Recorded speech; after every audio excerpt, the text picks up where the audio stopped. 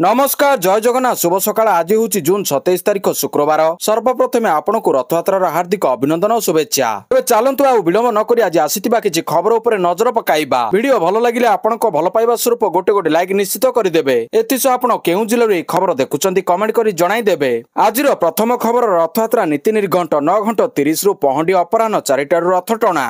आज विश्व नियतांक विश्व प्रसिद्ध रथयात्रा शांति श्रृंखला और भक्तों सुरक्षा व्यापक बंदोबस्त बेले प्रशासन पक्षर नीतिकांति नहीं समय निर्घंट सकाल 6टार मंगल आलती नीति निर्घंट होता बेले 6:10 मैलम लगी सेपरी 6:30 डडप लगी रोषहोम 6:30 अवकाश 7टार सूर्य पूजा 7:10 द्वारपाल पूजा और बेश शेष 7:30 सेपरी 8टारू 9टा पर्यंत गोपाल वल्लभ सकाल धूपभोग और रथ प्रतिष्ठा हेब 9:15 मंगलार्पण 9:30 पहंडी आरंभ दिन 12:30 पहंडी शेष 12:30 रु दिन गोटाए पर्यंत श्री श्री मदन मोहन श्री श्री राम और श्री कृष्ण विजनीति सेपरी गोटाए 30 रु 2टा पर्यंत चिता लगी और बेश शेष 2:30 रु 3:30 पर्यंत छेरा पहरा चारमाल पिटा घोड़ा और सारखी लगे दिन 4टारू रथटणा आरंभ हो रथटणा सरिबा परे अन्यान्य नीति रथ उपरे हेब। परवर्ती खबर कोटियारे रथ टाणिबे राजस्व मंत्री। कोटियारे रथ टाणिबे राजस्व मंत्री सुरेश पूजारी। प्रथम थर पर कोटिया रथयात्रा सामिल हे राजस्व मंत्री एकाधिक मंत्री। एथर मंत्री को रथयात्रा सामिल होगा कोटियावासी अनुरोध करते विचार कर कार्यक्रम चूड़ांत राजस्व मंत्री एकाधिक मंत्री कोटिया जाई रथयात्रा सामिल हेबे। परवर्ती खबर गंजेई मुक्त हेबो ओडिशा। राज्य में विभिन्न जगह जनजातिर लोकों प्रलोभित कराई अनेक जगह चोरा गंजेई व्यवसाय करा जाउछि। ए वर्ष सर्वाधिक गंजेई चाष नष्ट करा जायतिबा कहिसथि अबकारी मंत्री पृथ्वीराज हरिचंदन। आगामी दिन में जनजातिर गरीब लोकों मिछ कही जो माने गंजेई चाष करती सरकार सेमानक उपरे नजर रखिचंती। गंजेई चाष करुथिबा जनजाति को यार विकल्प जीविका कौन होई परिबो ता उपरे आलोचना करी सरकार सुजोग देबे। गंजेई चाषरु निवृत्त रहिबा पई लोकों सचेतन कराजिबो। पुलिस विभाग सह मिसी एही विषय रे आलोचना करा जाउछि। परवर्ती खबर बढ़िला भारतीय सेनार शक्ति। आहुरी शक्तिशाली है भारतीय सेना। भारतीय सेना को मिलिला एआई आधारित ऑटोमेटिक राइफल सिस्टम। भारतीय प्रतिरक्षा स्टार्टअप कंपनी ग्रिडबस टेक्नोलॉजी स्वदेशी ज्ञान कौशल रे प्रस्तुत करिछि अत्याधुनिक राइफल सिस्टम कटना।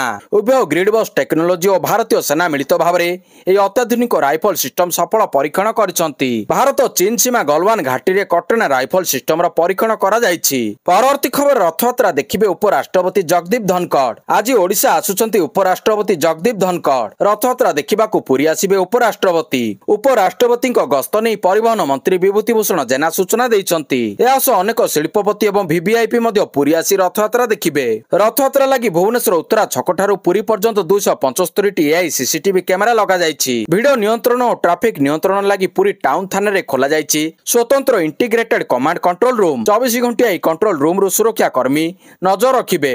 भक्त और श्रद्धालुंक पई स्वतंत्र व्हाट्सएप रे ट्रैफिक संपर्कित सूचना प्रदान करा जिवो। घोषयात्रा रे सुरक्षा दायित्व रे रहिचंती 10,000 पुलिस कर्मचारी। परवर्ती खबर राज्य में सृष्टि हेब 5,000 रु अधिक नियुक्ति। जेएसडब्ल्यू और राज्य सरकार मध्य चुक्ति स्वाक्षरित।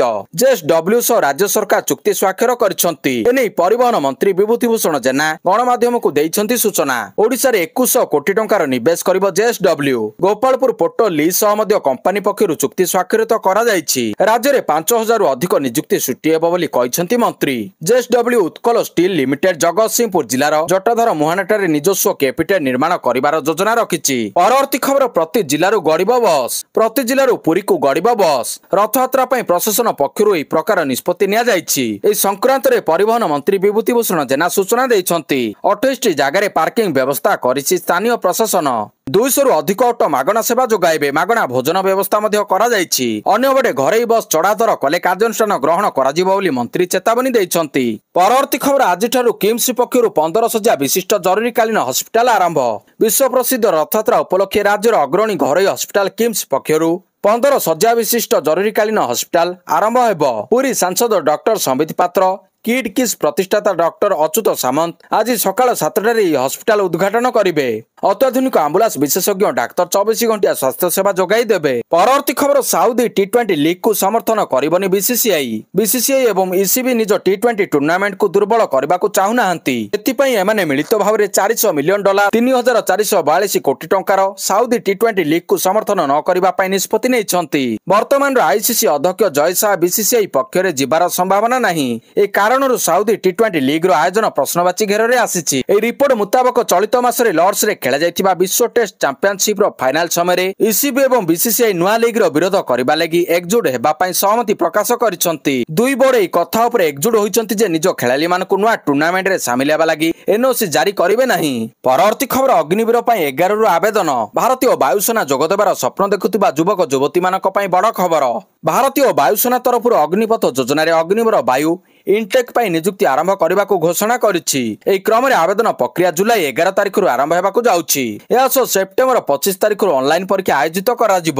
ଇଚ୍ଛୁକ ଆଶାୟୀ ଅଗ୍ନିପଥ ବାୟୁ.cds.in ୱେବସାଇଟକୁ ଯାଇ ଆବେଦନ କରିପାରିବେ। ପରବର୍ତ୍ତୀ ଖବର ଗଣମାଧ୍ୟମରେ ଖବର ପ୍ରସାରଣ ପରେ ପରିବହନ ମନ୍ତ୍ରୀ ଗଡକରୀଙ୍କ ଉତ୍ତର। କହିଲେ 2 ଚକିଆ ଯାନରେ ଲାଗିବନି ଟୋଲ ଟ୍ୟାକ୍ସ। ଦେଶରେ କିଛି ଗଣମାଧ୍ୟମ ଏଭଳି ଏକ ଖବର ପ୍ରଚାର କରିଛନ୍ତି ଯେଉଁଥିରେ ଲେଖାଯାଇଥିଲା ଜୁଲାଇ 15 ତାରିଖରୁ ରାଜପଥରେ ଯାଉଥିବା 2 ଚକିଆ ଯାନ ପାଇଁ ଟୋଲ ଟ୍ୟାକ୍ସ ଦେବାକୁ ହେବ। Social media platform X ray एने परिवहन मंत्री नितिन गडकरी लिखिचंती यह एक भूल खबर। गडकरी लिखिचंती मु स्पष्ट करूची एभली कोनोसी निष्पत्ति निया जाय नाही। एहा सह से जेउ गणमाध्यम माने एभली खबर प्रसारण करथिले सेमानकु कटाक्ष करछंती। से लिखिचंती जे किछि गणमाध्यम ब्रेकिंग न्यूज नामरे लोकंकु भ्रमित करछंती। एहा सुस्थ सांबादिकतार लक्षण नुहे। एभली पत्रकारिताकु मु दृढ़ निंदा करूची। परवर्ती खबर 5 वर्षरे पूर्ण हेबो 1.5 लाख खाली पड़िथिबा सरकारी पदवी। 5000 अधिक डाक्तरंकु मिलिबो नियुक्ति। राजधानी रे उत्तम स्वास्थ्य सेवा जोगाई देबा सह भलो मेडिकल कॉलेज करिबा पई सरकार प्रतिश्रुतिबद्ध। कैपिटल हॉस्पिटल को पुनः विकास सहित पीजी सह यूजी खोलिबाकू एवं बड़ मेडिकल कॉलेज करबाकू मुख्यमंत्री को प्रस्ताव दिया जायतिबा स्वास्थ्य मंत्री मुकेश महालिंग सूचना दैछंती। स्वास्थ्य सेवा क्षेत्र को सुदृढ़ करबा उपरे विशेष ध्यान दैछि ओडिशा सरकार। आगामी 5 वर्ष मध्य प्राय 1.5 लाख खाली पड़िथिबा सरकारी पदवी पूरण करबाकू योजना करछंती सरकार। एई योजना रे केवल 2025 मसिया 5000 अधिक डाक्तर नर्स एवं पारामेडिकल कर्मचारी को नियुक्ति दिया जिवो। परवर्ती खबर केंद्र सरकार ऊपर बर्षिले पुरी शंकराचार्य। केंद्र सरकार ऊपर बर्षिछंती पुरी शंकराचार्य। धार्मिक व्यवस्था रे निष्पत्ति नेबारे असफल सरकार केवल निजर आत्म प्रचार पई काम करछंती। निर्वाचन पूर्व भय भेटी आशीर्वाद नैथांती। श्रीमंदिर प्रशासन राज्य सरकार परामर्श नेउनाहांती। एहासह पश्चिमबंगर दीघा जगन्नाथ मंदिर प्रसंग में गुरुवार प्रबल बर्षिछंती गोवर्धन पीठ मुख्य तथा जगतगुरु शंकराचार्य। से कहते मंदिर निर्माण धर्मीय भावना पाई नुहे आय पाई यह करा जायछि। बहुत संख्यार भक्त पश्चिमबंगर पुरी को आसंती। एहाकु दृष्टि रखी पश्चिमबंगर मुख्यमंत्री ममता बानार्जी जानिशुणी दीघारे जगन्नाथ मंदिर करछंती। परवर्ती खबर एससीओ बैठक में आतंकवाद विरोध में राजनाथ को हुंकार। आतंकवादी हमला को नहीं कुंभीर कांदणा कांदुथिबा आतंकी समर्थकों दोमुहा नीतिर पर्दाफाश। सांघाई सहयोग संगठनर मिलित घोषणा पत्र में स्वाक्षर न करी भारतर आभिमुख्य स्पष्ट करिसेंती प्रतिरक्षा मंत्री राजनाथ सिंह। चीन रो किंगदाओ रे आयोजित सांघाई सहयोग संगठनर वार्षिक सम्मेलन शेष दिन में प्रतिरक्षा मंत्री स्तरीय बैठक में सामिल होई सीमा पार प्रायोजित आतंकवाद विरोध में बड़ कूटनैतिक गोटी चलाइछंती राजनाथ। मिलित विवृत्ति में पहलगाम रो बर्बर आतंकी घटनास्थान पाई नथिबारु तीव्र असंतोष व्यक्त करछंती राजनाथ। घोषणा पत्र में स्वाक्षर न करी जताइछंती विरोध। परवर्ती खबर भारतीय तटरक्षी बाहिनी रे सामिल है अदम्य। देशर प्रथम द्रुत पोर्टाल जहाज अदम्य भारतीय तटरक्षी बाहिनी रे सामिल होईछि। गतकाली भारतीय तटरक्षी बाहिनी ICG Goa shipyard limited GSL रे अदम्य को सामिल करिछि। प्रथम द्रुत पेट्रोल जहाज एपीपीवी यार्ड 1271 अदम्य को सामिल करी तटरक्षी बाहिनी सामुद्रिक सुरक्षा एवं स्वदेशी जहाज निर्माण रे एक गुरुत्वपूर्ण माइलखुंट हासिल करिछि। अदम्य को सामिल करबा विषय रे सूचना दे तटरक्षी बाहिनी सोशल मीडिया प्लेटफॉर्म एक्स रे लेखिछि भारत एहार सामुद्रिक शक्ति को मजबूत करिछि। भारतीय तटरक्षी बाहिनी अदम्य को सामिल करिछि। परवर्ती खबर आईसीसी नियम रे 8टी बड़ परिवर्तन। जुलाई 2 तारिख रु अंतर्जातीय क्रिकेट रे बहुत किछि परिवर्तन हेबाकू जाउछि। आईसीसी अंतर्जातीय क्रिकेट पर अनेक नूतन नियम एवं खेलाड़ी नियमावली रे परिवर्तन को अनुमोदन करिछि। एही परिवर्तन गुड़िकर दिनिकिया 35तम ओभर केवल गोटे बल व्यवहार करिवार नियम रहिछि। एहा सहित आईसीसी टेस्ट स्टॉप क्लॉक नियम लागू करिछि। जदि कैच स्पष्ट न हुए एवं तथापि खेलाड़ी दाबी करନ୍ତି जे बैट्समैन आउट होइछंती तेबे एहाकु नो बॉल घोषणा करा जिवो। परवर्ती खबर महाकाशरु शुभांशु को वार्ता। स्पेस स्टेशन रे पहुंची इतिहास रचिले शुभांशु। आ महाकाश रे पहुंचीबा परे भारतीयों पई प्रथम वार्ता पठाइछन्ति। महाकाशରୁ ଭାରତକୁ ଶୁଭାଂଶୁ ଶୁକ୍ଲାଙ୍କ ବାର୍ତ୍ତା କହିଲେ ଡ୍ରାଗନ ଲଞ୍ଚ ବେଳେ ତିରଙ୍ଗା ମୋ କାନ୍ଧରେ ଥିଲା, ଲାଗୁଥିଲା ଯେମିତି ସାରା ଭାରତୀୟ ମୋ ସାଥିରେ ଥିଲେ। ମହାକାଶକୁ ଆସି ମୁଁ ଗର୍ବ ଅନୁଭବ କରୁଛି, ଏଥିପାଇଁ ସବୁ ଭାରତୀୟ ମଧ୍ୟ ଗର୍ବ ଅନୁଭବ କରନ୍ତୁ। ଭାରତୀୟ ମହାକାଶ ଅଭିଯାନର ଏହା ହେଉଛି ଏକ ମାଇଲ ଖୁଣ୍ଟ। ଏହି ଯାତ୍ରାରେ ମୋ ସହ ସାମିଲ ହୁଅନ୍ତୁ ସାରା ଭାରତୀୟ। ତେବେ ପ୍ରାୟ 2.5 ଘଣ୍ଟାର ଡକିଂ ପ୍ରକ୍ରିୟା ଶେଷ ହୋଇଛି। ସଫଳତାର ସହ ସଫ୍ଟ ଡକିଂ ହୋଇଥିବା ସୂଚନା ରହିଛି। ପରବର୍ତ୍ତୀ ଗୁରୁତ୍ୱପୂର୍ଣ୍ଣ ମୁହୂର୍ତ୍ତ ଉପରେ ସମସ୍ତଙ୍କର ନଜର ରହିଛି। ଅନ୍ତର୍ଜାତୀୟ ସ୍ପେସ୍ ଷ୍ଟେସନରେ ସାଥୀଙ୍କ ସହ 14 ଦିନ ରହିବେ ଶୁଭାଂଶୁ। ଡ୍ରାଗନର ଡକିଂ ପ୍ରକ୍ରିୟା ଦେଖି ଭାବବିହ୍ୱଳ ହୋଇଛନ୍ତି ଶୁଭାଂଶୁଙ୍କ ପରିବାର। ପରବର୍ତ୍ତୀ ଖବର, ସାମୟିକ କର୍ମଚାରୀମାନେ କାର୍ଯ୍ୟରୁ ନିବୃତ୍ତି ସମୟରେ ପାଇବେ ଏକକାଳୀନ 2.5 ଲକ୍ଷ ଟଙ୍କା। ରଥଯାତ୍ରା ପୂର୍ବରୁ ରାଜ୍ୟ ସାମୟିକ କର୍ମଚାରୀଙ୍କ ପାଇଁ ଖୁସି ଖବର। କାର୍ଯ୍ୟରୁ ନିବୃତ୍ତି ସମୟରେ ପାଇବେ ଏକକାଳୀନ 2.5 ଲକ୍ଷ ଟଙ୍କା। ଏହା ସହ ଏହି ପରିମାଣ ପ୍ରତି 2 ବର୍ଷରେ 10% ବୃଦ୍ଧି ପାଇବ।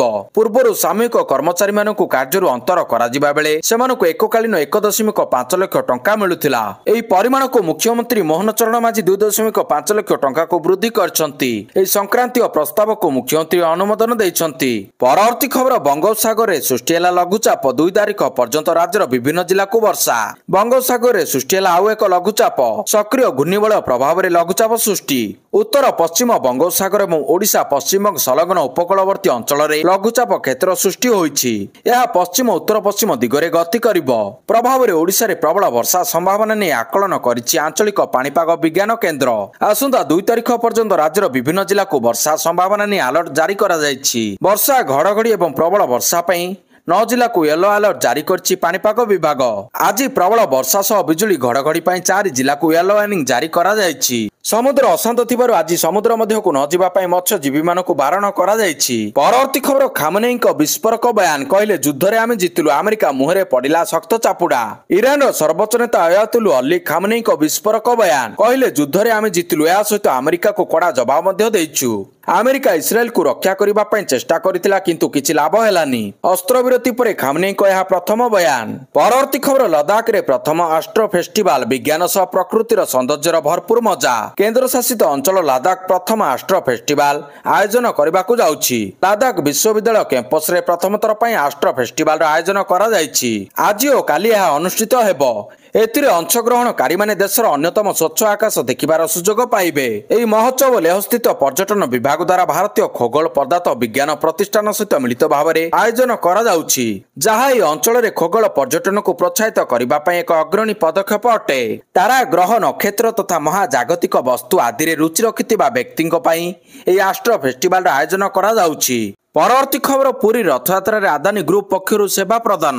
ଚଳିତ ବର୍ଷ ଆହ୍ଲାବାଦର ପ୍ରୟାଗରାଜ ଠାରେ ହୋଇଥିବା ମହାକୁମ୍ଭ ମେଳାରେ ଆଦାନୀ ଗ୍ରୁପର ସ୍ୱେଚ୍ଛାକୃତ ସେବା ଲୋକଙ୍କ ବିଶ୍ୱାସ ଭାଜନ ହୋଇପାରିଛି। ଏହାକୁ ପାଥେୟ କରି ଲୋକଙ୍କ ଧାର୍ମିକ ଭାବନାକୁ ବଜାୟ ରଖି ବିଶ୍ୱ ପ୍ରସିଦ୍ଧ ପୁରୀ ରଥଯାତ୍ରାରେ ଆଦାନୀ ଗ୍ରୁପ ଏହାର ଦ୍ୱିତୀୟ ପଦକ୍ଷେପ ସ୍ୱରୂପ ସେବା ଯୋଗାଇବା ପାଇଁ ସ୍ଥିର କରିଛି। ଜୁନ 26 ଠାରୁ ଜୁଲାଇ 8 ତାରିଖ ଯାଏଁ ନିଃସ୍ୱାର୍ଥପର ସେବା ଯୋଗାଇବା ଆଦାନୀ ଗ୍ରୁପ। ଶ୍ରଦ୍ଧାଳୁଙ୍କ ସହ ରଥଯାତ୍ରାରେ ନିୟୋଜିତ କର୍ମଚାରୀଙ୍କୁ ସେବା ଯୋଗାଯିବା ଲାଗି ଆଦାନୀ ଗ୍ରୁପ ପକ୍ଷରୁ ସୂଚନା ଦିଆଯାଇଛି। ପ୍ରାୟ 40 ଲକ୍ଷ ଲୋକଙ୍କ ପାଇଁ ଭୋଜନ ଓ ଥଣ୍ଡା ପାନୀୟର ବ୍ୟବସ୍ଥା କରିବା ଆଦାନୀ ଗ୍ରୁପ।